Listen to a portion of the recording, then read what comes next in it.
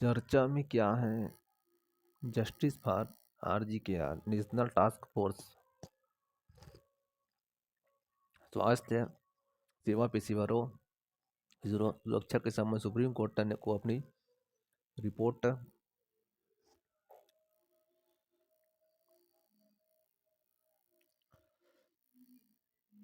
Central law to tackle crime against health crime central law to tackle crime against health worker not needed. इसमें चर्चा में क्या था? National task force NTP ने स्वास्थ्य सेवा पेशेवरों की सुरक्षा के संबंध में सुप्रीम कोर्ट को अपनी रिपोर्ट सौंपी, जिसमें इस बात पर विचार किया गया कि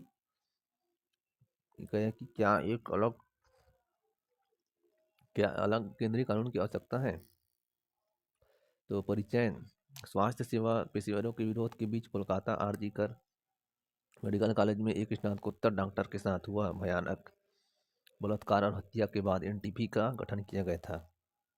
रिपोर्ट में स्वास्थ्य सेवा कर्मियों के खिलाफ हिंसा से निपटने के लिए मौजूदा राज्य कानून और नए प्रस्ताव पारित न्याय संहिता BNS 2023 की पर्याप्तता पर मूल्यांकन किया गया। NTP द्वारा मुख्य अवलोकन: केंद्रीय कानून की कोई आवश्यकता नहीं है। BNS 2023 में मौजूदा राज्य कानून और प्रावधान स्वास्थ्य सेवा पेशेवरों के खिलाफ अपराधों को पर्याप्त रूप से संबोधित करेगा। 24 राज्यों ने स्वास्थ्य सेवाओं पेशेवरों को लक्षित करने वाले हिंसा के खिलाफ विशिष्ट कानून बनाने और 2 प्रक्रिया में है। जिन राज्यों में विशिष्ट कानून नहीं है वह BNS ऐसे अपराध को संभाल सकते हैं। BNS द्वारा किए गए प्रमुख अपराध: स्वास्थ्य सेवा पेशेवरों के बलात्कार और हत्या जैसे जघन्य अपराध BNS के तहत पर्याप्त रूप से कवर किए जाते हैं। राज्य कानून छोटे अपराधों को कवर करते हैं, जैसे कई राज्य कानून हिंसा के छोटे मोटे कृत्यों के लिए दंड निर्धारित करता है। विरोधाभासी विचार: भारतीय चिकित्सा संघ की मांगे हैं। CNTF की सिफारिशें: अल्पकालीन उपाय हैं अस्पताल में प्रशिक्षित सुरक्षाकर्मियों की तैनाती की जाए, और मध्यम अवधि के उपाय CCTV कैमरे का उपयोग किया जाए। दीर्घ अवधि के उपाय में शौचालय और मोबाइल नेटवर्क कवरेज के साथ अस्पताल के बुनियादी ढांचे में सुधार करना है। और D, मूल कारण की पहचान: खराब स्वास्थ्य सेवा पेशेवरों और रोगियों के परिवारों के बीच गलत संचार या संचार की कमी से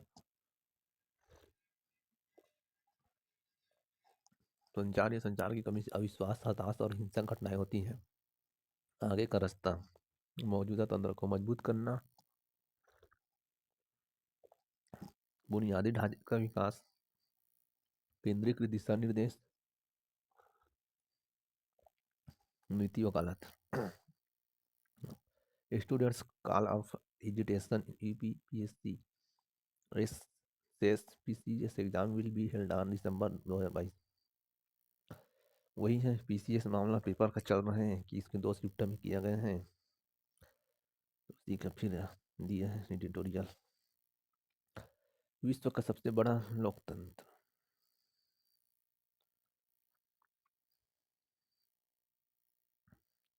India needed a globally recognised public policy school. विश्व का सबसे बड़ा लोकतंत्र होने के बावजूद भारत में विश्व स्तरीय सार्वजनिक नीति संस्थान का अभाव है, जबकि अमेरिका या यूरोप में हार्वर्ड, केनेडी स्कूल और लंदन स्कूल ऑफ इकोनॉमिक्स जैसे प्रमुख संस्थान हैं। परिचय: भारत की राजनीतिक और संस्थागत संरचना विश्व स्तर पर मान्यता प्राप्त सार्वजनिक नीति स्कूलों के उद्भव में बाधा डालते हैं। शक्ति की गतिशीलता: केंद्रीय और कमजोर विधायी विचार विमर्श निर्णय लेने में नीति पेशेवरों के प्रभाव को सीमित करते हैं। मुख्य भाग: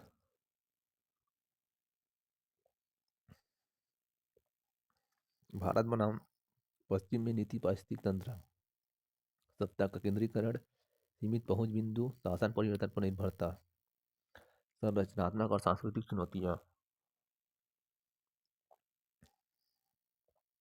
राजनीतिक और नीति के बीच अलगाव, चाटुकारिता और अवसरवाद, सामाजिक और क्षेत्रीय गतिशीलता का प्रभाव, विश्व स्तरीय सार्वजनिक नीति संस्था की आवश्यकता, स्थानीय दृष्टिकोण,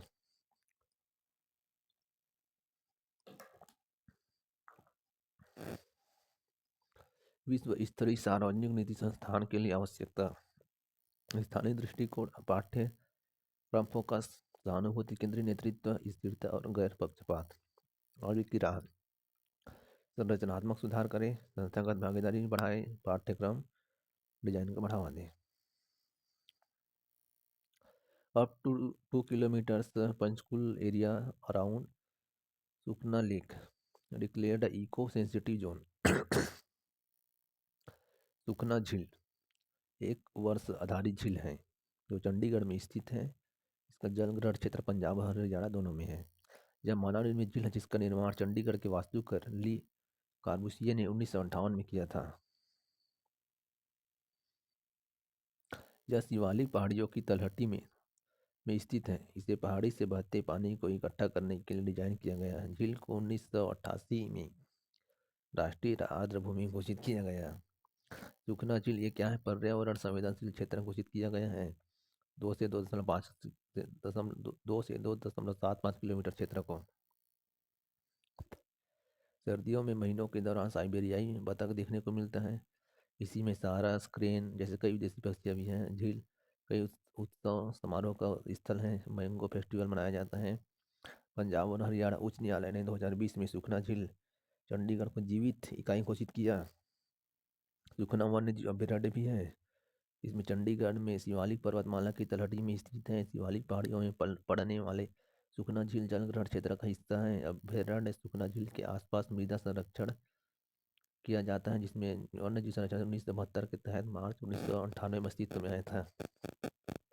शिवालिक की रेतीली मिट्टी है जिसमें जगह जगह मिट्टी के ढेर लगे हुए हैं। इको सेंसिटिव जोन राष्ट्रीय वन्य जीव कार्य योजना 2002 से 16 के अनुसार राष्ट्रीय उद्यानों और वन्य जीव अभयारण्यों की सीमाओं के 10 किलोमीटर के भीतर भूमि को इको फ्रेंजाइल जोन या इको के रूप में परिसूचित किया जाता है। संवेदनशील क्षेत्र ESZ हालांकि 10 किलोमीटर के नियम को एक सामान्य सिद्धांत के रूप में लागू किया गया है। इसके आवेदन की सीमा केंद्र सरकार द्वारा 10 किलोमीटर से अधिक के क्षेत्र को भी ESZ के रूप में अधिसूचित किया जाता है। संवेदनशील गलियारे रखते हैं। ESZ बनाने के उद्देश्य तो शाक और शोषक बनाना, क्षेत्रों के बीच संक्रमण क्षेत्र के रूप में काम करना, ESZ नामित करने के लिए मानदंड प्रजातियों के आधार पर, पारिस्थितिक तंत्र पर, भू आकृति विशेषताओं पर। तो प्रजातियों में स्थानिकवाद, दुर्लभता, पारिस्थितिक तंत्र में आएगा पवित्र उपवन, सीमांत वन, भू आकृतिक विशेषताओं में आएगा निर्जन द्वीप, नदियों का उद्गम आदि। इको सेंसिटिव जोन एरिया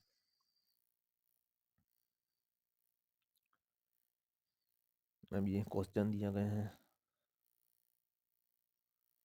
ये क्या है? स्टडी लवर वीर है जो इसी को इंग्लिश में पढ़ाता है वो, तो मैं उसका हिंदी रूपांतरण पढ़ता हूँ। भारत के निम्नलिखित में से किस वर्ग के आरक्षित क्षेत्रों में स्थानीय लोगों को जीवभार एकत्रित करने और उसके उपयोग की अनुमति नहीं है? बी, राष्ट्रीय उद्यानों में। सुखना झील के बारे में निम्नलिखित कथनों पर विचार करें। ए, केवल एक कथन, यह एक वर्ष आधारित झील है जो चंडीगढ़ में स्थित है और इसका जलग्रहण क्षेत्र पंजाब और हरियाणा दोनों में पड़ता है। Indian to conduct fourth edition of coastal defence exercise Sea Vigil. समुद्री चौकसी अभियान एक राष्ट्रीय स्तर का तटीय रक्षा अभ्यास है 2018 में। उद्देश्य क्या है? पूरे भारत में तटीय सुरक्षा तंत्र को सक्रिय करना और व्यापक तटीय रक्षा तंत्र का आकलन करना। इसमें भारतीय नौसेना, भारतीय तटरक्षक बल और समुद्री गतिविधियों के कार्य सौंपे गए हैं। इसके अंतर्गत 7,516 किलोमीटर के समुद्र तट पर किया जाएगा जिसमें भारत का विशेष आर्थिक जोन EEZ शामिल है। सी विजिल और ट्रोपेक्स मिलकर समुद्री सुरक्षा चुनौतियों के पूरे स्पेक्ट्रम को कवर करेगा। अभ्यास देखते हैं। सी विजिल के बारे में लिखित कथनों पर विचार करना है, तो इसका है केवल एक। सी विजिल एक राष्ट्रीय स्तर का तटीय रक्षा अभ्यास है जिसकी संकल्पना 2009 में मुंबई हमले के बाद की गई थी। अब आगे है Indian secures position in top 10 countries in patents, trademarks in industrial design WIPO 2024 report. विश्व बौद्धिक संपदा सूचकांक 2024 तो इसमें भारत की पेटेंट वृद्धि 2023 में पेटेंट आवेदनों में 15.7 की वृद्धि हुई है। 55% से अधिक आवेदन स्थानीय लोगों ने किया था। पेटेंट टू जीडीपी 144 से बढ़कर 381 हो गया। औद्योगिक डिजाइन का अनुप्रयोग 36.4% की वृद्धि। और इसमें मुख्य हाईलाइट क्या है, ट्रेडमार्क फाइलिंग में 6.1% की वृद्धि हुई। स्वास्थ्य है 21.9%, कृषि है 15.3% और वस्त्र है 12.8%। 3.2 मिलियन से अधिक सक्रिय पंजीकरण। वैश्विक रुझान 3.55 मिलियन पेटेंट आवेदन दायर किए 2023 में और 2.7% की वृद्धि दर्शाया गया। विश्व बौद्धिक संपदा संगठन संयुक्त राष्ट्र की एक विशेष एजेंसी है। 1967 के कन्वेंशन 1970 में परिचालन हुआ। मुख्यालय और वैश्विक उपस्थिति जिनेवा स्विट्जरलैंड में स्थित है। इसकी सदस्य संख्या 193 है। इनका कार्य होता है मंचों की मेजबानी करना, आईपी को पंजीकृत और सुरक्षित करना, सीमा पर आईपी विवादों को सुलझाना, आईपी मामले पर एक संदर्भ डेटाबेस प्रदान करना। महासभा और समन्वय समिति द्वारा शासित। वीपो वर्ल्ड इंटेलेक्चुअल प्रॉपर्टी ऑर्गेनाइजेशन। तो इसमें अंतर्राष्ट्रीय बौद्धिक संपदा सूचकांक ये क्या US chamber of commerce global innovation policy centre प्रति वर्ष जारी किया जाता है। 2012 में शुरू हुआ था। अब इसका सूचकांक है 50 अद्वितीय संकेतक है पैरामीटर। इन संकेतकों को सुरक्षा की 9 श्रेणियों में विभाजित किया गया है। पेटेंट है, कॉपीराइटर है, ट्रेडमार्क है, डिजाइन है, व्यापार रहस्य है, आईपी परिसंपत्ति, व्यावसायिक प्रवर्तन, प्रणाली दक्षता, अंतर्राष्ट्रीय संबंधी समर्थन और अनुसमर्थन। महत्व आईपी सूचकांक नीति निर्माताओं के लिए एक रोड मैप के रूप में कार्य करता है। विश्व बौद्धिक संपदा संकेतक 2024 के संबंध में निम्नलिखित कथनों पर विचार करें। इसमें तीनों कथन सही हैं। क्या बोला है, 2023 में पेटेंट आवेदनों में 15.7% की वृद्धि। वैश्विक स्तर पर शीर्ष 20 मूलों में सबसे तेज। भारत 64,480 आवेदनों के साथ पेटेंट फाइलिंग में 6वें स्थान पर है, जिसमें 55% से अधिक आवेदन स्थानीय लोगों से आए हैं। और पेटेंट टू जीडीपी अनुपात एक दशक में 144 से बढ़कर 381 हो गया। विश्व बौद्धिक संपदा सूचकांक के बारे में निम्नलिखित कथनों पर विचार करें।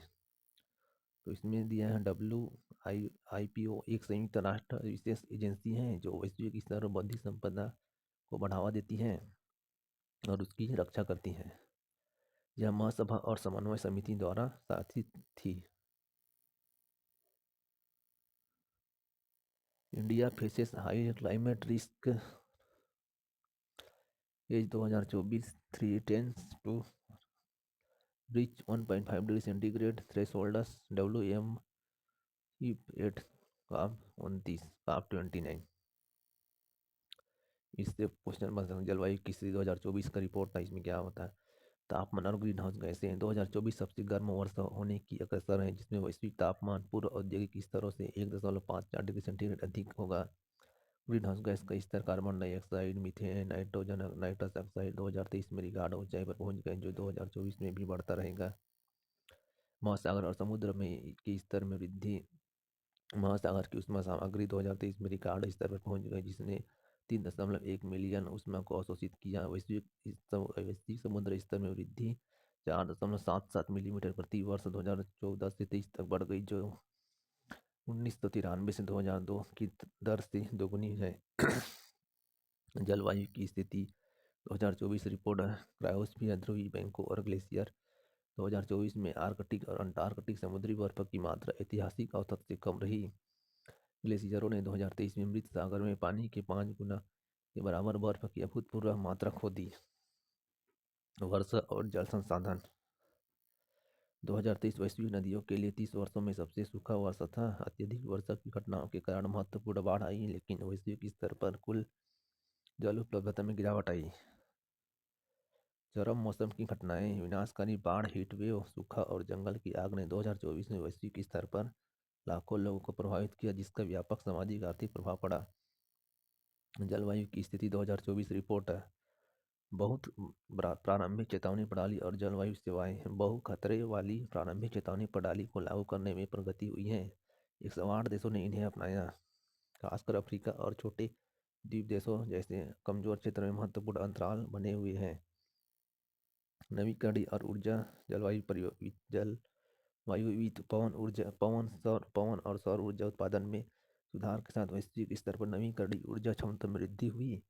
अनुकूलन और समन्वय लक्ष्य को पूरा करने के लिए जलवायु विविध और एकीकृत नीतियों पर जोर दिया गया।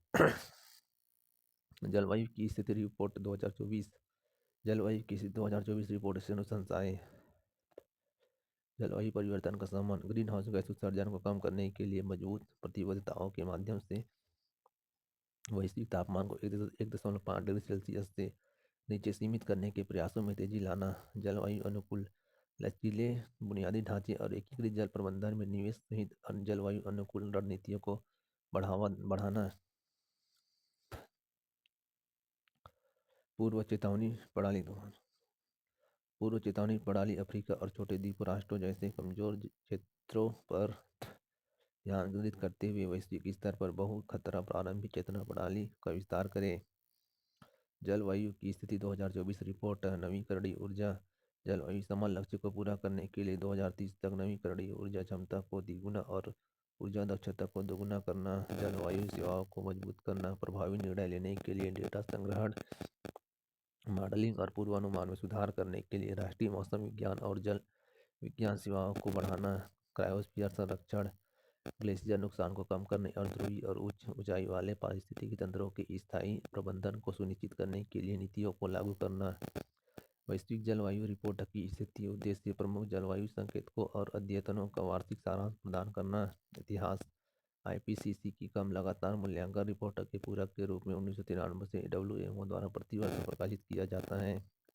सीओपी के लिए अद्यतन 2016 से रिपोर्ट में प्रत्येक वर्ष यूएनएफ CCC सीओपी के समक्ष प्रस्तुत किया गया प्रारंभिक निष्कर्ष शामिल हैं। विश्व मौसम विज्ञान संगठन।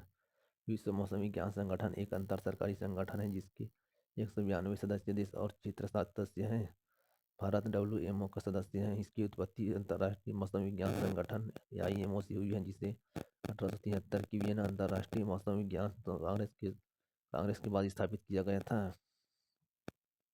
23 मार्च 1950 को WMO कन्वेंशन के अनुसमर्थन द्वारा स्थापित WMO मौसम विज्ञान, मौसम और जलवायु परिचालन, जल विमान और संबंधित भूभौतिक विज्ञान के लिए संयुक्त राष्ट्र की एक विशेष एजेंसी बन गई। मुख्यालय जिनेवा, स्विट्जरलैंड। वैश्विक जलवायु रिपोर्ट की स्थिति के बारे में लिखित कथनों पर विचार करें। केवल एक आईपीसी की कम लगातार मूल्यांकन रिपोर्ट की पूरक के रूप में 1993 से प्रकाशित WMO द्वारा प्रति वर्ष प्रकाशित किया जाता है।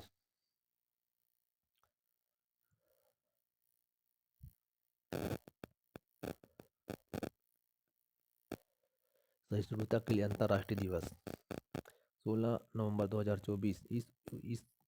इसके बारे में जागरूकता बढ़ाने की असहिष्णुता किस प्रकार हानिकारक हो सकती है। सहिष्णुता विश्व संस्कृति और मानव होने के तरीकों की स्वीकृति, सम्मान और सराहना है।